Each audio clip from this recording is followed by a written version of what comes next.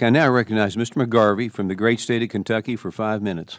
Thank you, Mr. Chairman. I want to pick up on something that Mr. Stauber left off with when he talked about the COVID-era funds and what happened with the inaccuracy and the amount of fraudulent money that went out. I do just want to point out that happened under the first Trump administration when COVID actually hit the United States. And so the guardrails were taken down by the Trump administration. The OIG came and testified in front of this committee that it was the Biden administration that put the guardrails back up. Now, here's the thing. I actually am not here to point fingers or cast any blame. I think there are mistakes that have been made under administrations of both parties. And I think when we talk about COVID and we talk about those things, a lot of what we did actually kept small businesses who were terrified afloat.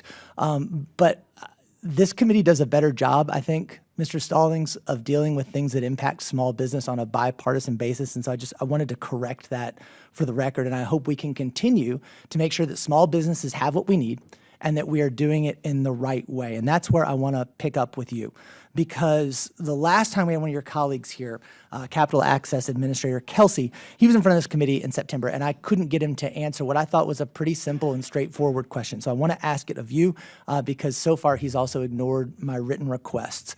And that is, the Disaster Processing Center in the Office of Capital Access shed 196 employees this year.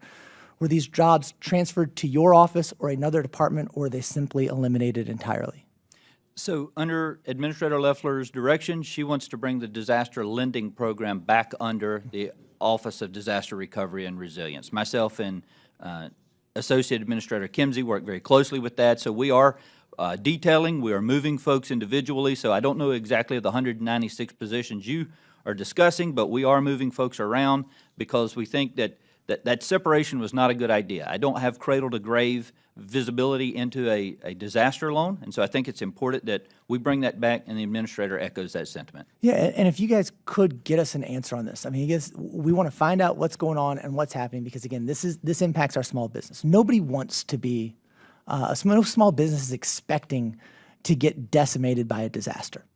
And so when it happens, we want to make sure that the state of disaster loan funding is there, that it's there to help our small business, it's there what we intend it to do. In fact, the SBA's November forecasting data from this year indicates the disaster loan program may have sufficient funding through October of 2026. Good. But that, of course, is without any additional spikes or upticks in natural disasters, which we know can happen at any time, whether it's fires in Hawaii, whether it's flooding in Texas, whether it's tornadoes in my home state of Kentucky. These things can happen and unexpectedly, and then we have money. So we want to make sure that you all, and you talked about this a little bit with Chairman Williams, and I just want a little more detail on it, that you all have what you need in the event of a funding lapse. The last funding lapse did drag on for almost 3 months. Yes, that was under the Biden administration. But one thing I want you to hit on a little bit here is for the last 2 years, the House Republicans have not really passed a budget. We've had continuing resolutions. The funding has been flat. And it's my understanding that part of that flat funding is impacting the funding you all are actually able to get out to small businesses who've just been impacted by a major disaster. Can you hit on that point a little bit? We have no delay in our funding. Any funding that we get, we're getting businesses and homeowners, renters, private non-funded quickly. Just recently in Alaska, Typhoon Hailong made landfall, and we were able to get business loans, homeowners, renters funded very quickly there. So the money that we have appropriated, we've been very judicial with. We've made sure that it's going into the right hands. But if you guys, I mean, again, if it's flat funding this year, there's an uptick in disasters, this could be a problem. The forecasting has it through October of 2026, but a couple of major disasters could throw that off, correct? It could, yes, sir. Yeah, and I say that, I mean, first of all, I want to thank you guys. I want to thank you. I think everybody up here can thank you all. Just 5 weeks ago, in my hometown of Louisville, Kentucky, it was a Tuesday on November 4th. It was 5 o'clock. People were going home from work. There was nothing remarkable about this day. And then all of a sudden, the entire skyline was filled with black smoke. Louisville became an apocalyptic scene as an MD-11 bound for Hawaii out of Louisville crashed on takeoff.